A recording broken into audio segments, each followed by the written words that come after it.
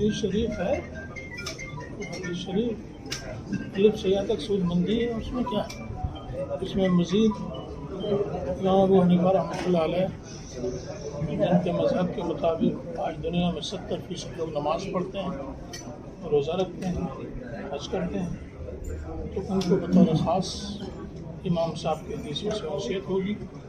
پوری دنیا میں مذہب حنفی کے جو فقہاء ہیں، مدرسین ہیں، مشتغلین بالعلم ہیں، ان سب کے لیے یہ کتاب مستدلات مذہب کی حیثیت سے ایک بہت بڑا قدر ذخیرہ ہے، اور صرف مذہب کی بات نہیں، دوسرے مذاہب سارے لوگ اس سے استفادہ کریں گے، اور یہ چیز سب کے لیے انشاءاللہ ایک بڑا مصدر حدیثی مصدر علمی ثابت ہوگا۔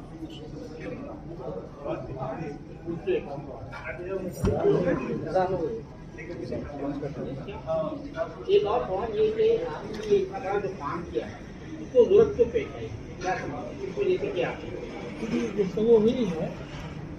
کہ امام ابو حنیفہ رحمۃ اللہ علیہ کو بعض طاعنین، بعض قادحین